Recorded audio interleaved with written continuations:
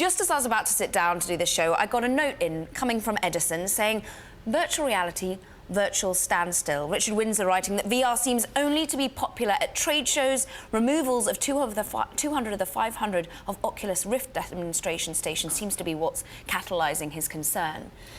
Is he right? Well, I heard about those Rift removals at Best Buys.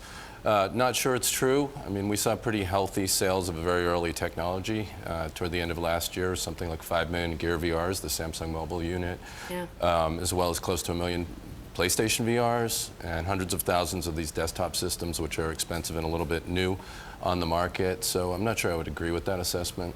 I think we're in a pretty good spot here where we're seeing the early adoption, and we're going to see growth in the next couple of years for sure. And so I'm going to bring the more optimistic note that came out from UBS analysts saying that, look, we are actually at a tipping point. By 2020, we could see an 8-fold growth in the revenues coming from gaming, from the software when it comes to virtual reality. They see $3.3 billion. What is it that's going to galvanize people to start spending for the more expensive PC RAN units and that sort of thing? Well, you know, this is a lot of what we do in the tech world. We navel gaze, we look at things, and we, try to predict what's going to be big sellers. And I'm no better at that than anybody else, even though I've been in this realm for a long time. But what I found is I just came from the Sundance Film Festival, and they have a program called New Frontier, which is all about the cutting edge of technology and how storytelling is done in new media. And for the last few years, there's been virtual reality storytelling going on at Sundance. And me, being somewhat jaded, as you can imagine, in this world, has seen a lot of VR, pretty much everything that's come out on all these platforms the last few years.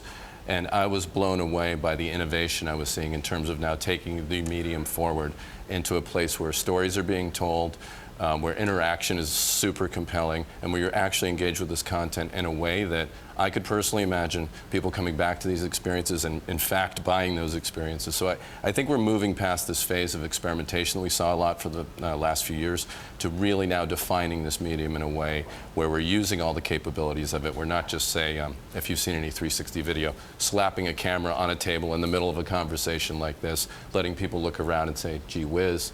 We're actually using making directorial choices and using the technology in a native way to now explore the medium for real and tell stories. And Unity was used to build a lot of those things. I mean, hats off to you. More than half, right, right, of all the VR and AR that was at the Sundance Festival was built by Unity. Give me, therefore, the outside the gaming box, because we hear Mark Zuckerberg talking very passionately about virtual reality, the movement outside into more the real world, not just gaming. When does that happen? We're seeing that start now. I mean, it's moved beyond gaming already. We see Unity being used in a lot of different areas, everything from designing and selling cars to education and training to architectural walkthroughs. And I think on the gaming side, we're even seeing that move into entertainment, like the storytelling we're talking about now, like coming out of Sundance. So we've already moved beyond gaming, and it's a full 3D platform now. So tools like Unity are being used to develop all of these things, not just environments where you go in and kill somebody or try to win or do a treasure hunt, but complete stories, new worlds that you can inhabit, or places that you could go that you couldn't otherwise go, where you transcend geography. So we've already seen VR move beyond gaming, though gaming was a great first initial use case that people know how to develop for it. And there's a pent-up market for that. We're seeing sales be pretty healthy on these game systems, the PC-based systems, and so good driver of it, but we've already sort of moved beyond that in the last year or so.